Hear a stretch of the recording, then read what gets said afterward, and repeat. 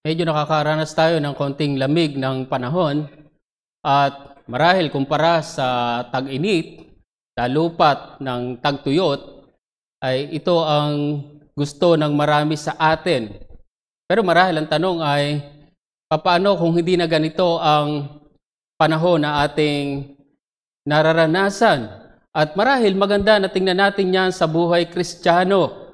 Marahil ang gusto lang natin sa buhay Kristiyano ay yung magagandang bagay o marahil masarap sa ating pakiramdam. Pero papaano na kung nakakaranas tayo ng pagsubok?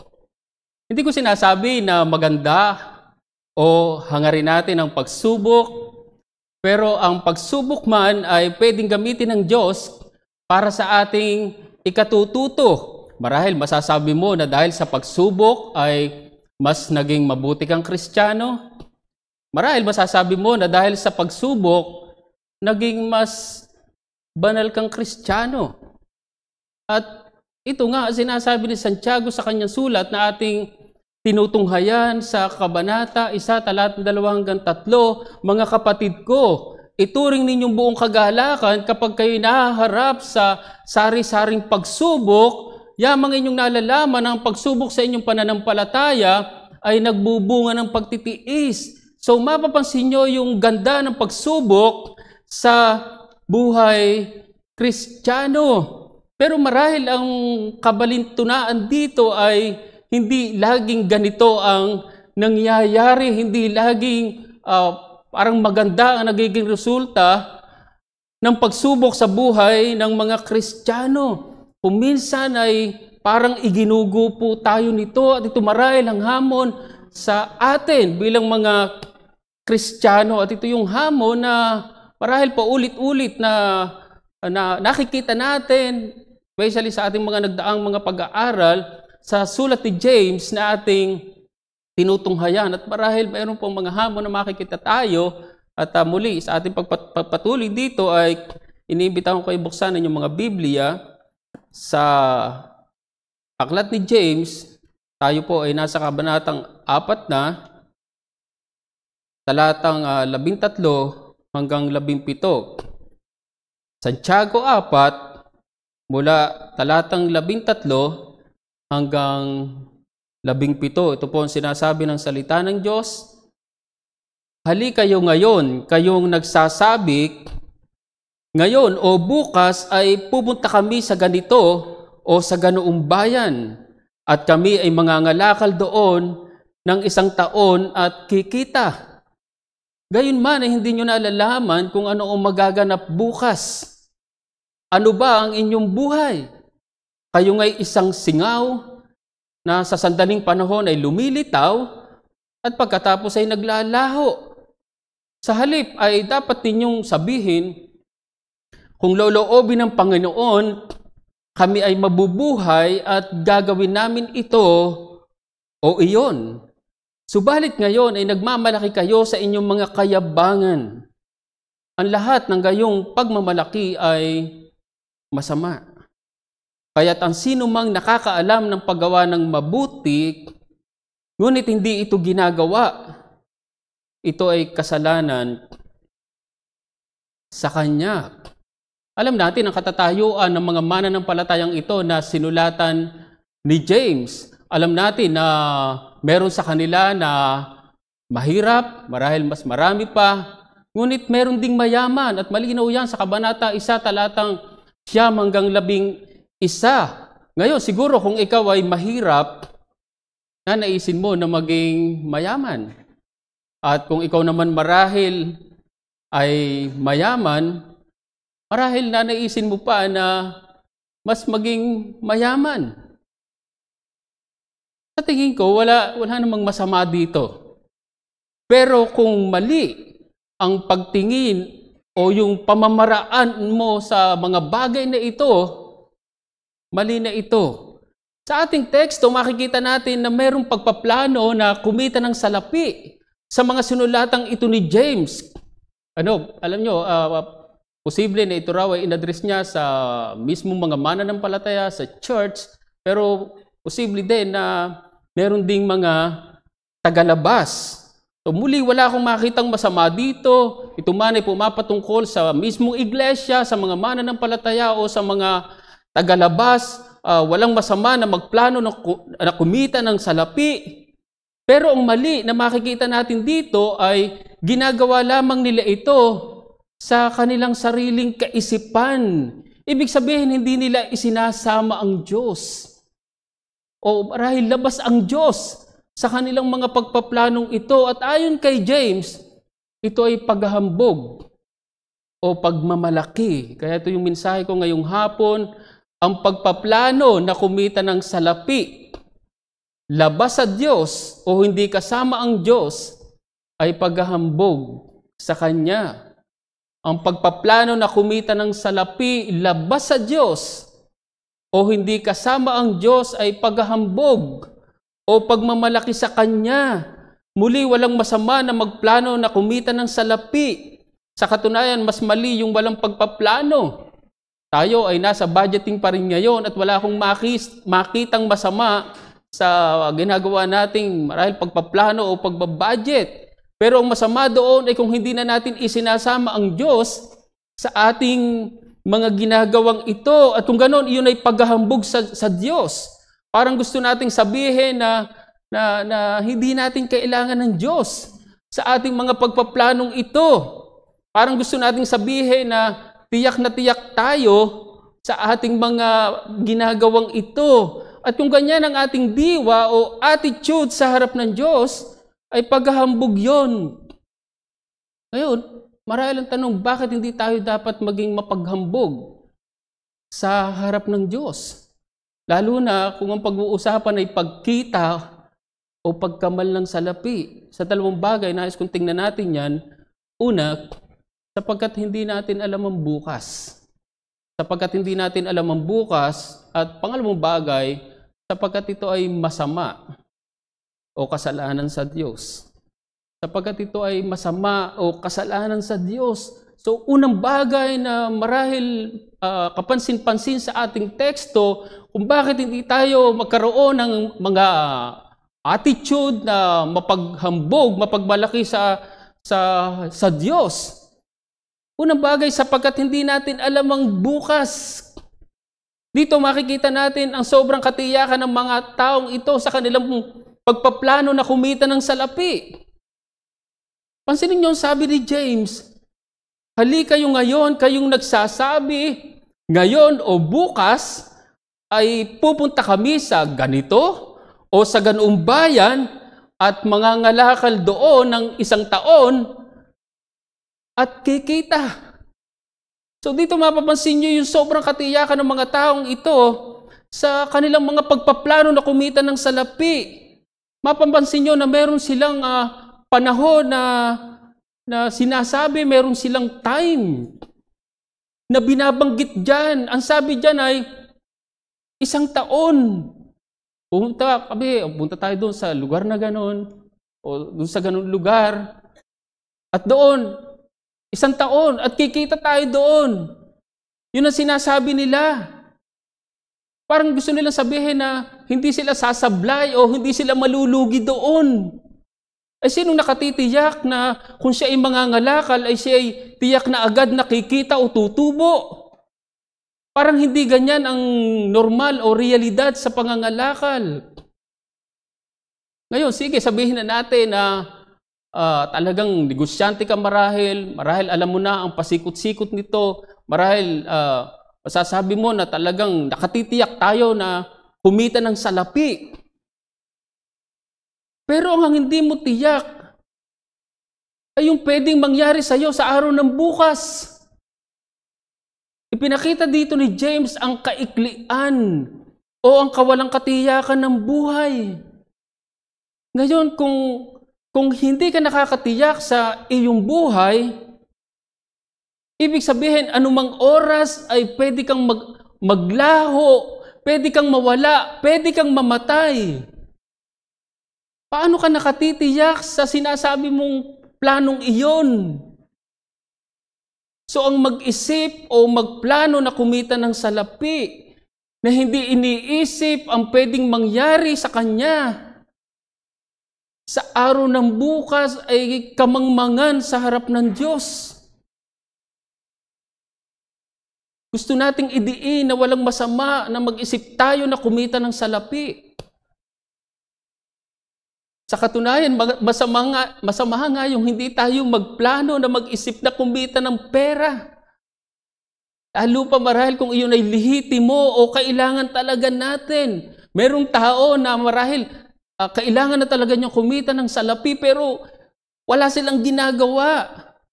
Mali naman yung ganon. Pero ang masama ay yung hindi mo na iniisip na sa pagpaplano mo, hindi mo na iniisip kung ano yung pwedeng mangyari sa iyo sa araw ng bukas.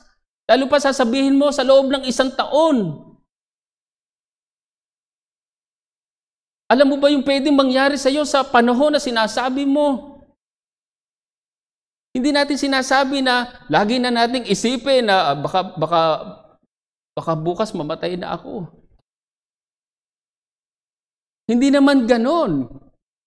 Eh kung ganyan, na parang araw-araw na lang na iniisip mo na kasi walang katiyakan ng buhay, baka bukas mamatay na ako. Baka ngayon, sarap ng tulog ko.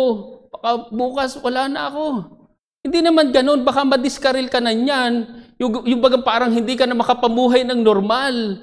Ay, nung ako hindi pa mananampalataya, bagaman lumaki sa tamang pananampalataya, ay kung bakit gada na lang ako tutulog, ay parang ako ba'y bagigising pa sa araw ng bukas, laging puno ng takot. Ay talagang hindi ka na makakapag-isip ng tama, hindi ka na makakapamuhay ng ganyan. At mali ang ganyan sapagkat yan ay kawalan ng pagtitiwala sa Panginoon.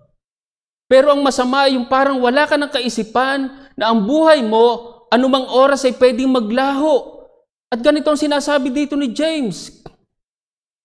At sa tingin ko, ito ang problema ng maraming tao. Na nabubuhay sila na parang hindi na nila iniisip ang araw ng bukas. Nabubuhay sila na parang hindi na sila mamamatay. Yan ang dahilan kung bakit hindi na sila tumitigil na kumita ng salapi. Yan ang dahilan kung bakit parang wala na silang kapanapanahon sa Diyos.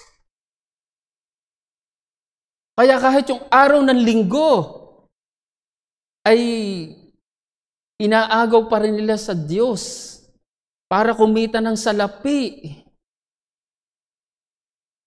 Ipinaghahanap buhay pa nila.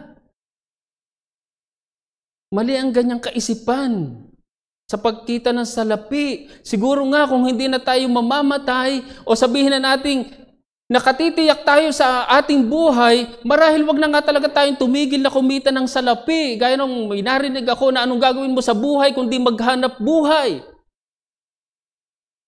Pero hindi yan ang katotohanan. At ito ang problema ng maraming tao. Maraming tao walang pakialam sa araw ng bukas. Sila yung mga tao na gagawin na lang nilang lahat kung anong kanilang maibigan. Sila yung mga tao na okupado na ng mga bagay sa mundong ito, partikular sa pagkita ng salapi. Alam niyo, yung mga tao na tinutukoy dito ni James ay posible na maayos na ang kanilang buhay. Yan ang dahilan kung bakit nakakapagplano sila na pumunta sa ganoong lugar, sa ganitong lugar. Posible yung lugar na yon malayo. Para makakumita o makipagkalakalan doon. Hindi yan magagawa ng isang ordinaryo o mahirap na tao noon. May kaya lamang ang makagagawa niya noon. Pero sa kabila niyan, makikita natin na wala silang tigil sa pag-iisip na kumita ng salapi. Muli kung iisipin natin, parang walang masama dito. Pero ang masama ay hindi nila iniisip yung kaiklian ng kanilang buhay. Na para bagang tiyak na tiyak sila sa kanilang buhay. Ang sinasabi ni James, walang katiyakan sa buhay. Napakaganda na naging paglalarawan ni James. Ano ba ang inyong buhay? Sabi ni James. Kayo nga'y isang singaw na sa sandaling panahon ay lumilitaw. Pagkatapos naglalaho. Ganun kabilis. Ganyan natin makita ang katotohanan ng buhay ng isang tao. Ngayon, kung napakaikli o walang katiyakan ng buhay, masasabi mo ba na sa ganung panahon, sa ganung lugar, ikay mangangalakal at kikita doon? Katunayan ay kamangmangan, kahambugan sa harap ng Diyos. Mga Kawikaan 27, talatang 1, huwag mong ipagyabang ang kinabukasan sapagkat hindi mo alam ang dadalhin ng isang araw. Kaya kung meron akong kinakausap dito, sa bulwagan na to, maging sa inyo na marahil nakatutok sa inyo online sa pakikinig ng mensaheng ito, gusto kong sabihin sa inyo na huwag mong sabihin na anumang oras ay pwede mong maranasan ang kaligtasan. Kung ganyan ang sinasabi mo, iniisip mo, yan ay kamangmangan at kahambugan sa Diyos. Kaya nga ang panawagan ng kaligtasan ay ngayon at hindi mo dapat ipagpaliban yon, hindi mo dapat palampasin yon. Mga Kawikaan 29, talatang 1, ang madalas na sawayin, ngunit ang ulo ay matigas, ay biglang mababali at wala ng lunas. So mapapansin nyo na ang panawagan ng kaligtasan ay ngayon, hindi ito bukas, hindi ito kailan paman. Hindi tayo nakakatiyak sa araw ng bukas. Kaya ang apela ko sa inyo ay tumugon kayo sa panawagan ng kaligtasan ngayon. At yun ay naka Jesucristo lamang. Pero ganito din natin tingnan maging sa parang simpleng usapin ng pagkita ng salapi. Hindi mo po pwedeng sabihin kung ano yung pwedeng mangyari sa iyo sa araw ng bukas.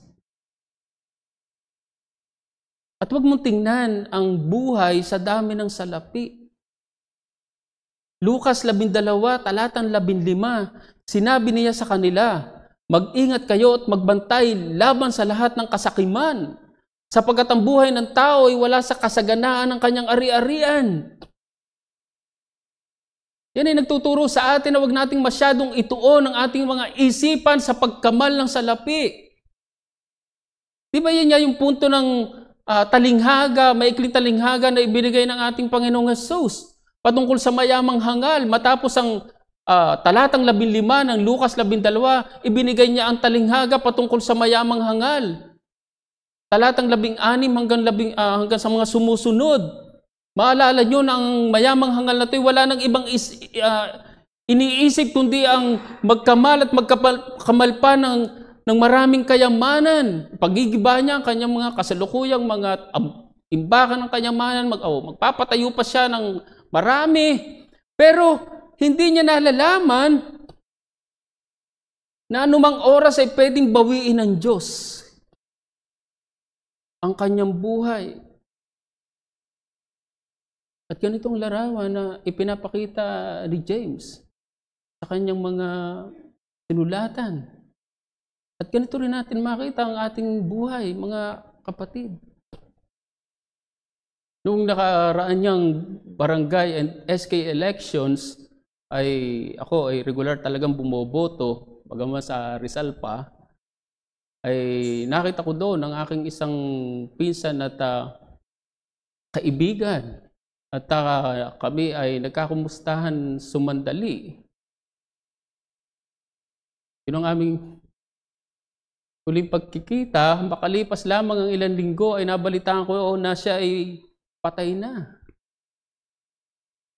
Sabi sa akin ay pagkatapos ng eleksyon ako'y babalik sa Maynila at magtatrabaho doon, pero doon siya inabot.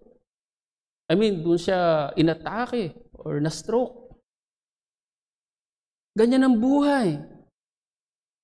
Ang hamon sa atin ay dahil hindi tayo nakatitiyak sa araw ng bukas, anumang oras pwede tayong maglaho, magkaroon tayo ng tamang kaisipan sa ating buhay. Partikular sa pagkita ng salapi. Napakaganda na sinabi dito ni James sa talatang 15. Sa halip ay dapat niyong sabihin, kung loloobin ng Panginoon, kami ay mabubuhay at gagawin namin ito o iyon. So dapat ganun daw. Kung loloobin mo, Panginoon, mabubuhay pa kami. At bukas, susunod na linggo, susunod na buwan o isang taon. At kung gano'n, kung loloobin mo na kami mabubuhay sa ganung panahon, gagawin namin ito, gagawin namin iyon. So mapapansin nyo yung tamang kaisipan sa buhay, partikular sa pagkita ng salapi. Ito ay ipinagkakatiwala o pinagpapasakop mo sa Diyos. Hindi mo ito nilalagay sa iyong mga kamay. Tama na mag-isip tayo sa ating buhay, pero huwag mo kalilimutan ang Diyos sa iniisip mo yun. Hindi ito yung parang inilalagay mo sa iyong kamay ang iyong kapalaran. Hindi iyan ang kaisipang Kristiyano. Meron kayong maririnig na tayo daw ang gagawa ng ating sariling kapalaran o tadhana. Hindi totoo yun. Totoo na tayo ibinigyan ng laya ng Diyos, tinatawag nating free will, pero dapat ang kalayaan na yon ay nasa loob mismo ng pamamahala ng Diyos, nasa loob mismo ng kalooban ng Diyos. At yan niya ang paghihimutok ng marami. Sinasabi nila na kung tayo ay binigyan ng Diyos ng buong laya, mag-isip, magplano at magpasya, dapat tayong makapangyari. Dapat tayo ang masunod. Dapat walang pakialam ang Diyos. Sapagkat kung hindi raw ganon, parang hindi din daw tayo binigyan ng Diyos ng buong kalayaan. Mali po ang ganyang kaisipan at hindi ganyan ang kaisipang Kristiyano. Ang Kristiyano ay dapat marunong magpasakop sa pamamahala o kalooban ng Diyos. Pero ito ay hindi lamang pumapatungkol sa mga Kristiyano. Ito ay pumapatungkol sa lahat ng tao. Kaya muli sa inyo na hindi pa nagpapasakop sa pamamahala ng Diyos, ang panawagan sa inyo ay magpasakop kayo sa Kanya. Sa pamamagitan ni Hesukristo. Pero lalong higit, yun ang inaasahan sa mga nasa ilalim na ng pamamahala ni Hesukristo. Sa mga Kristiyano, kung yung panawagan na pagpapasakop sa Diyos ay para sa lahat, gusto kong sabihin na ito'y lalo na para sa atin. Pero sa tingin ko, kung minsan dito tayo nagkakaproblema, kung minsan ang gusto lang natin kay Hesukristo ay siya'y tagapagligtas at hindi na Panginoon. Ay, hindi po pwede ang ganun sapagkat si Hesukristo ay parehong tagapagligtas at Panginoon ng ating mga buhay. Hindi ka pwedeng pumili. Hindi, gusto ko lang tagapagligtas siya eh. Hindi po pwedeng gano'n. Hindi rin po pwedeng Panginoon lang siya, hindi sa Savior. Hindi rin po pwedeng gano'n. Hindi mo talaga po pwedeng paghiwalayin. Hindi po pwedeng kung minsan gusto mo siyang sundin, o parang kung kailan mo lang siya gustong sundin, kung ayaw mo na siyang sundin ay okay lang. Hindi po pwede ang ganyan sa isang nasa ilalim ng pamamahala ni Hesukristo. Siguro kung pag-uusapan ay mga martir, ng mga nabanggit na kanina, marami sa mga maiisip niyo sa kanila ay sa mga unang martir, ayun ay walang iba kundi si Polycarp. Si Polycarp ay may pagkakataon sana na makataka sa mga tumutugi sa kanya. Pero sa kabila nun, ang sinabi niya ay mangyari ang kalooban ng Panginoon. Ang hirap isipin na kahit pa ang nakasalalay doon ay ang kanyang buhay, ay nakakuha niya na magpasakop sa kalooban ng Panginoon. Tayo, kumusta mga kapatid? Kahit pa sa simpleng pagpaplano na kumita ng salapi, handa ba tayong pasakop sa kalooban o pamamahala ng Diyos sa pamamagitan ni Hesukristo?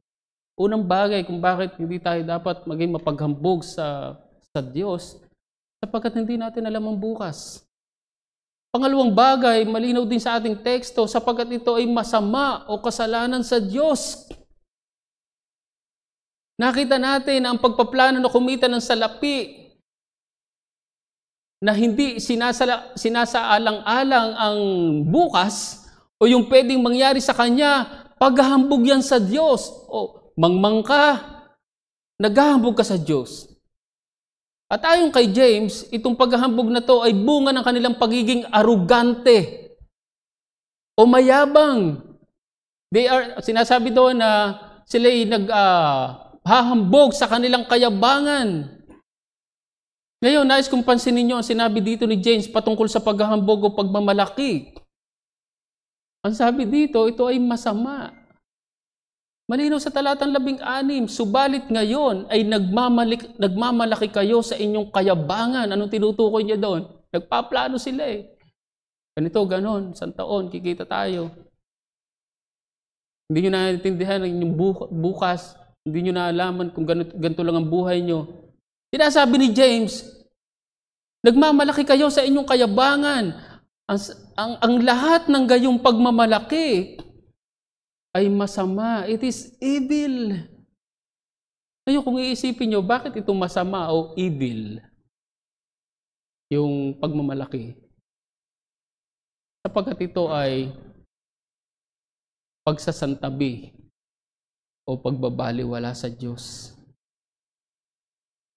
Ang pag-iisip na kumita ng salapi na hindi iniisip ang Diyos ay masama o kasalanan sa Kanya.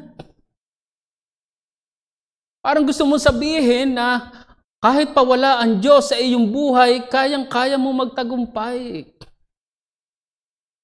Parang gusto mong sabihin na dahil meron ka ng salapi, kayang-kaya mo ng iyong sarili. Hindi mo na kailangan ng Diyos. Yan ang parang gusto mong sabihin, yan ang tinatawag nating self-sufficiency. Ngayon, sino self-sufficient sa atin? Wala. At kung merong mag-aangkin na siya ay self-sufficient, yan ay pagmamalaki o paghahambog sa Diyos. Walang sino man sa atin ang pwedeng magtagumpay sa ating sarili lamang. Kailangan natin ng Diyos. Kahit pamarahil tayo ang nagsisikap sa isang bagay, gaya ng pagkita ng salapi, tayo naghahanap buhay, tayo marahil ang napapagod. Ngunit iyon ay nasa pagpapala pa rin ng Panginoon. Parang walang pinagkaiba sa naging pag-aaral natin sa Sunday School kanina. Bagamat marahil meron tayong pwedeng gawin sa nilikha ng Diyos, sa creation, para at least mapreserba ito. But ultimately, ang Diyos pa rin ang siyang nagpapala ng ating mga ginagawa. Ang Diyos pa rin ang nagpipreserba o nag-iingat ng kalikasan. Kaya hindi mo kailanman pwedeng isantabi ang Diyos sa iyong buhay. Muli, ako'y nananawagan sa mga narito na kung meron akong kinakausap dito na parang nagbabaliwala sa Diyos. Gusto kong sabihin sa inyo na nagmamalaki kayo sa Diyos. At bakit kayo nagmamalaki sa Diyos? Yun ay bunga ng inyong kayabangan. Yun ay bunga ng inyong pagiging arugante sa inyong sarili. Bakit ang sinasabi ni James ay arugante? Ang mga ganitong tao. Pansinin nyo halimbawa sa usapin ng kaligtasan. Paano mo magagawan lumapit sa Diyos kung sinasabi mong kayang-kaya mo ang iyong sarili? So mapapansin nyo ang nagagawa ng pagiging mayabang o arugante. Ang bunga niyan, siya ay nagmamalaki o maghahambog sa Diyos. Ngunit ang apela ko sa inyo, minsan pa ay magkaroon kayo ng mababang kalooban sa Diyos. Kilalanin nyo sa inyong mga sarili na liban sa Diyos, hindi kayo maliligtas. At yan ay sa pamamagitan ni Jesucristo lamang. At ito rin ang panawagan sa atin na meron ng Hesukristo sa ating buhay. Huwag natin kailanman isipin na hindi na natin kailangan ng Diyos sa ating buhay. Nagkakamali tayo mga kapatid. At tandaan natin ang pagmamataas ay larawan ng pagiging makamundo. Larawan ng mundo na hindi nababagay sa mga tagalangit.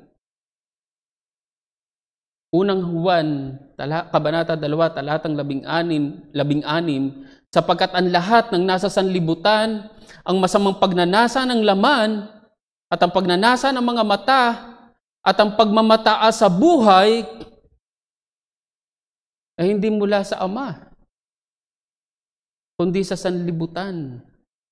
Mapapansin nyo na hindi marapat umiral ang pagmamataas, pagmamalaki o paghahambog sa buhay ng mga Kristiyano. Naunawaan ko kung ang bansang China ay maghambog laban sa bansang Pilipinas o marahil hindi lamang sa bansang Pilipinas kundi maging sa buong mundo. Marahil dahil iniisip niya malaki kasi ako, makapangyarihan ako, pero hindi ko makita na ang isang Kristiyano ay magambog sa Diyos.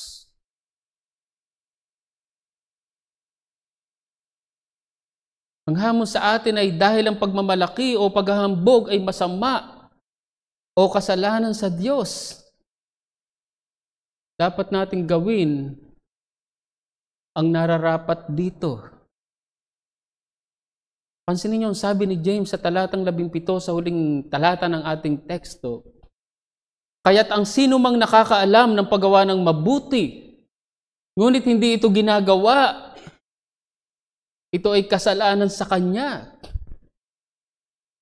Alam niyo, ito ay isang kasabihan o saying na umiiral noon. Parang tradisyon siya noon. Dahil malimot po siyang maririnig ang ganitong kasabihan. Ngayon, ano yung tinutukoy dito ni James na yung nalalaman mong paggawa ng mabuti pero kung hindi mo raw ginagawa ay kasalanan sa iyo. And ultimately, kasalanan sa Diyos. Meron pong tumitingin na ito daw ay pumapatungkol sa paggawa ng mabuti sa iyong kapwa.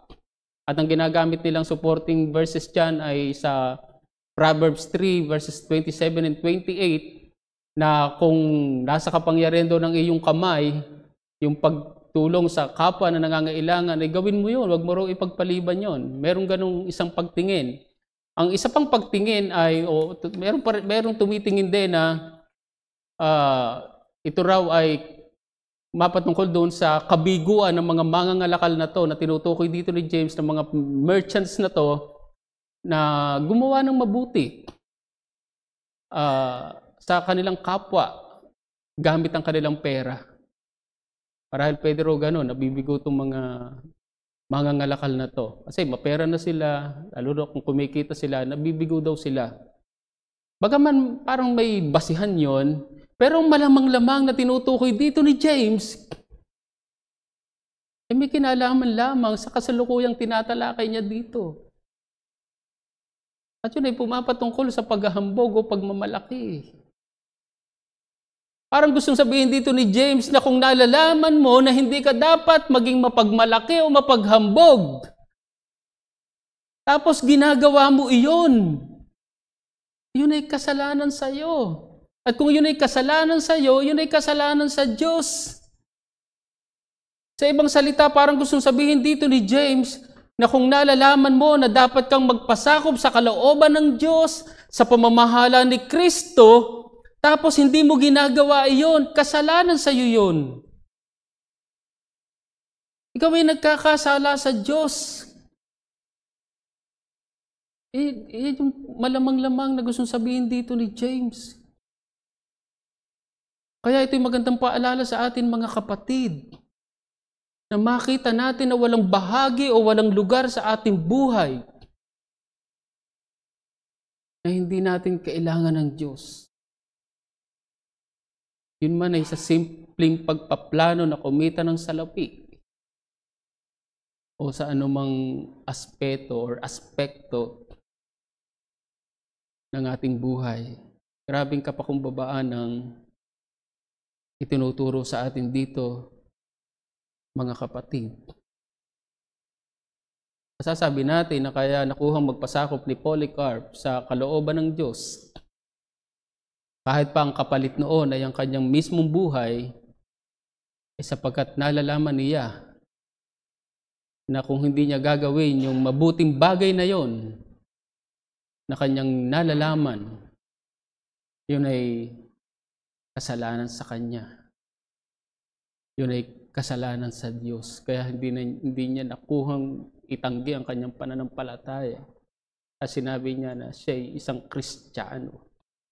At kung maalala niyo ang kanyang sinabi na kumbaga, sinabi niya na yung edad niya, kung ano yung edad niya, I think 84, hindi ko na naisulat yung kanyang mismo sinabi, na sa edad niyang yun ay naging matapat sa kanya ang Panginoong Hesukristo. Paano daw niya magagawa na ipagkanulo o itanggi si Hesukristo sa kanyang buhay. Alam niya na ang pagtanggi sa pananampalataya ay isang kasalanan sa Diyos. So sana nga mga kapatid, sa halip na makita sa atin ay paghahambog, ang makita sa atin ay kapakumbabaan na nahahayag sa pamamagitan ng pagpapasakop sa kalooban o sa pamamahala ni Hesukristo. Ang himno na ating aawitin ay marahil ilang beses ko na rin napakanta, pero sa pagpili ko ay nakita ko na marahil halos napakagandang himno ito muli bilang tugon sa ating mensahe ngayong hapon, gaya ng sinabi sa 3 talata. Sabi dito, kami akayin sa tamang daan, madadapa kung di alalayan, sa karimlan hawak ng iyong kamay, ligtas kaming makapaglalakbay. Bilang tugon, awitin po natin, aming Ama, kami po'y gabayan. Wakas po tayo sa panalangin. O dakila naming Diyos, aming mahabaging Ama, nagpapasalamat kami minsan pa sa iyong mga salita na nahayag sa aming kalagitnaan. Salamat sa iyong kabutihan sa amin. Sa amin bilang yung isang iglesia na patuloy na nagpapaalala sa iyong mga salita. O Panginoon, salamat muli sa paalala na kahit na sa aming mga simpleng pag-iisip na kumita ng salapik, ito ay aming pagpasakop sa iyo, O Diyos. Naway huwag umiral sa amin ang anumang pagmamalaki sa aming puso na parang ang aming mga pagpaplano ay tiyak na mangyayari. O Diyos, tunay na kami sa iyo lamang umaasa. Tunay na sa iyo lamang biyaya, kaya pwedeng mangyari o magkaroon ng katuparan lahat ng aming mga iniisip. O Diyos, salamat sapagkat tunay na kami ay iyong patuloy na ginagabayan sa daan na dapat naming tahakin, Panginoon. Nakita namin na paghahambog o pagmamalaki ay masama. Kasalanan sa iyo, O Diyos. Kaya tulungan niyo kami na sa mga bagay na nalalaman namin na dapat namin gawin, tulungan niyo kami na magawa namin ito sapagkat ang kabiguan na gawin ito ay kasalanan sa iyo. Kaya salamat, Panginoon, sa iyong patuloy na pangungusap sa amin. Hayaan niyo na aming trustin sa iyo ang aming mga kasama sa mga oras na to, sa aming kalagitnaan, maging sa kasama namin online na wala pa sa iyo, na hindi pa nagpapasakop sa aming Panginoong Hesukristo. Naway tulungan niyo sila, bigyan niyo sila ng biyaya na magkaroon ng mababang puso na kumikilala na kung hindi dahil kay Hesukristo, sila ay mapapahamak. O Panginoon, salamat muli sa iyong mensahe sa amin sa mga oras na ito. Pinupuri ka namin. At ito po ang aming panalangin sa pangalan ng aming Panginoong Hesus. Amen.